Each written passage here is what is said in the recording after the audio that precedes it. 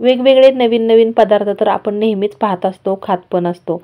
पण ज्या जुन्या रेसिपीज असतात, जुन्या पारंपरिक रेसिपीज, त्या खरं तर आपण विसरत चाललोय. आज एक अशी जुनी पारंपरिक रेसिपी मी तुम्हाला बनवून दाखवते. खायला तर ना एवढी भारी टेस्टी लागते आणि मला खात्री आहे हा व्हिडिओ पाहिल्या पाहिल्या तुम्ही बनवायला घ्याल. तर यासाठी आपल्याला लागणार आहे शेपूची भाजी. शेपूची भाजी थोडीशी जरी असली तरीही पुरेशी होते. मी जरा जास्त बनवते त्यामुळे इथे एक प्लेटभर शेपूची भाजी घेतली. आता सगळ्यात अगोदर भाजी निवडून घ्यायची आहे. निवडताना त्याच्या जास्ती काड्या न घेता फक्त पानं घ्यायचेत. निवडून झाल्यानंतर स्वच्छ अशी धुवून घेतली आणि त्यानंतर शक्य होईल तेवढी बारीक चिरून घ्यायची आहे. आणि ही रेसिपी ना माझ्या माहेरकडची आहे बरं का. तर एकदम छान अशी बारीक भाजी चिरून घेतली पहा. खूप छान रेसिपी आहे त्यामुळे व्हिडिओ अजिबात स्किप करू नका, संपूर्ण पहा. तर आता भाजी तर चिरून झाली, एका साईडला ठेवायची आणि पुढची तयारी करायची आहे. यासाठी आपणाला लागणार आहे गव्हाचं पीठ. तर इथे एक मोठी वाटी भरून मी गव्हाचं पीठ घेतले. त्यामध्ये थोडंसं चवीनुसार मीठ घालायचे. थोडंसं यामध्ये पाणी घालून पीठ मळून घ्यायचे आणि मळताना जरासं घट्टसर मळायचं. आपण चपातीला जशी कणिक भिजवतो त्या पद्धतीने न मळता थोडंसं घट्ट मळायचं. इथे तुम्हाला असंही वाटलं असेल की भाजी चिरून ठेवली आहे आणि गव्हाचं पीठ पण मळलेलं आहे, चपाती भाजी वगैरे बनवते का काय. पण खूप छान अशी रेसिपी मी तुम्हाला बनवून दाखवणार आहे. पीठ भिजते तोपर्यंत काय करायचं आहे, कढईमध्ये 1 चमचाभर तेल घेतलेलं आहे. तेल व्यवस्थित चांगलं तापल्यानंतरच त्यामध्ये मोहरी घालायची. मोहरी छान अशी तडतडली की जिरे फुलले की लगेचच कढीपत्ता घालायचा.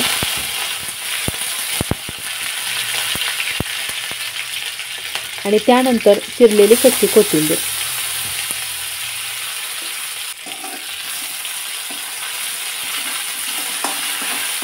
चिरून ठेवलेली शेपूची भाजी यामध्ये घालायची. बरेच अजून महत्त्वाचे घटक घालायचे आहेत त्यामुळे व्हिडिओ स्किप न करता संपूर्ण पहा.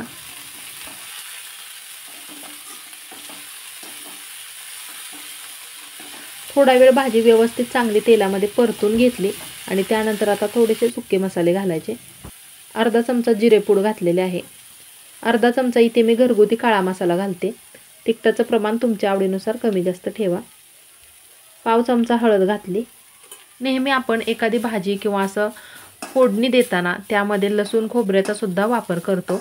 तर इथे तेलामध्ये लसूण खोबरं न घालता असं मी वरून घालते आणि यामागचं कारण काय आहे हे सुद्धा पुढे मी तुम्हाला सांगणार आहे.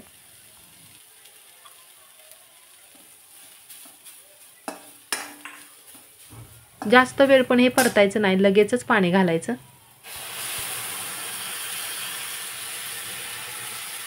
तर साधारण यामध्ये 4 ग्लास तरी पाणी घालायचं.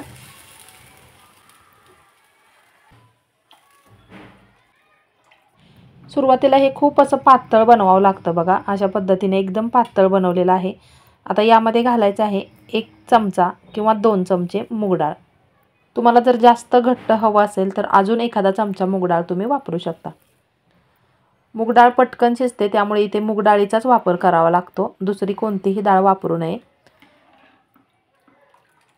व्यवस्थित चांगलं पुन्हा एकदा मिक्स केलं आणि आता चवीनुसार मीठ घालायचं आहे. आणि लक्षात ठेवा गव्हाचं पीठ मळून ठेवलंय त्यामध्ये सुद्धा थोडंसं मीठ घातलं होतं.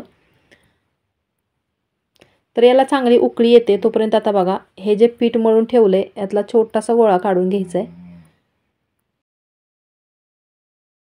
हाताने असं गोल गोल गोल फिरवत ना छान असा टोपलीसारखा आकार याला द्यायचा आहे.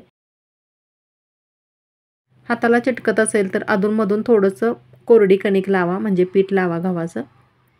आणि बघा अशा पद्धतीने हे बनवायचे. जास्त जाड पण बनवू नका. आमच्या घरी ना ज्या दिवशी सुट्टी असेल ना त्या दिवशी हा बेत असायचा, कारण की नुसतं हेच आम्ही खायचो, बाकी चपाती भाजी वगैरे भात काही खात नव्हतो. त्यामुळे एक मोठं पातेलं आणि बनवताना ना आई चुलीवर बनवायची, काय भारी चव लागायची ना. तर अशा पद्धतीने पहा मी जेवढी कणिक मळली होती ना त्याच्या अशा छोट्या छोट्या टोपल्या बनवल्यासारखं बनवून घेतलेलं आहे. तर यामध्ये छोट्या मोठ्या दोन्ही साईजच्या बनवलेत, पण बनवताना जास्त जाड बनवू नका, जराशा पातळ बनवायच्या. पाण्याला काय अजून म्हणावी अशी उकळी आलेली नाही आहे. आणि आमच्या इकडे बघा या पदार्थाला ना शेपूच्या भाजीतली वरणफळं असं म्हटलं जातं. तुम्ही जर ही बनवत असाल रेसिपी किंवा तुम्हाला माहिती असेल तर तुमच्या इकडे काय म्हणतात हे मला कमेंटद्वारे नक्की कळवा. तर छान असे कळकळून उकळी आल्यानंतरच यामध्ये हे गव्हाच्या पिठाची आपण जी फळे बनवली होती ती टाकायची.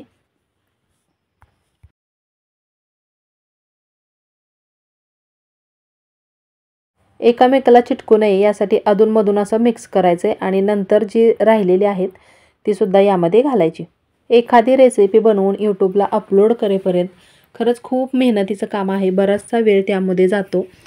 तुम्हालाच विनंती आहे, रेसिपी थोडीशी जरी आवडली तर प्लीज लाईक, शेअर आणि आपल्या चॅनेलला सबस्क्राईब करायला अजिबात विसरू नका. माझ्या चॅनेलवरती नवीन, जुन्या, पारंपरिक अशा बऱ्याच वेगवेगळ्या प्रकारच्या रेसिपीज तुम्हाला नक्कीच पाहायला भेटतील. तर प्लीज आपल्या चॅनेलला सबस्क्राईब करा आणि मला सपोर्ट करा.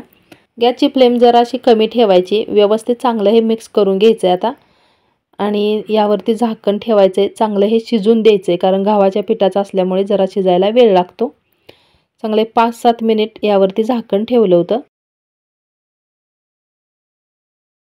याची खाण्याची सुद्धा एक वेगळी पद्धत आहे बरं का. खाताना कसं खायचं हे सुद्धा मी तुम्हाला आज सांगणार आहे. पुन्हा एकदा हे व्यवस्थित चांगलं मिक्स केलं आणि अजून एक 2-3 मिनिटाकरता यावरती मी झाकण ठेवते.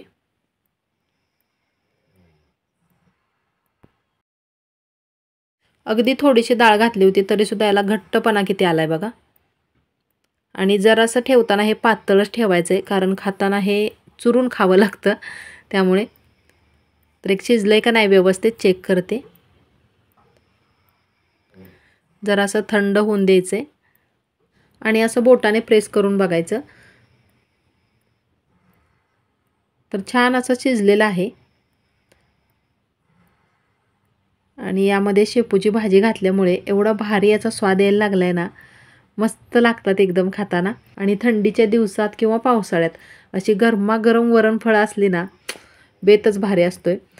तर आता याचा गरमागरम आम्ही आस्वाद घेतो. खाताना कसे खायचे हे सुद्धा तुम्हाला दाखवायचं आहे. आणि बघा जराशी पातळच ठेवायची, मी म्हटलं होतं तुम्हाला. ही गरमागरम वरणफळे ना मी रात्रीच्या जेवणासाठी बनवलेत आणि खाताना अशी चुरून खायची. चला तर मग मी लवकरच भेटते अशीच नवीन एखादी छानशी वेगळी रेसिपी घेऊन पुढच्या व्हिडिओमध्ये. रेसिपी संपूर्ण पाहिल्याबद्दल खूप खूप मनापासून धन्यवाद.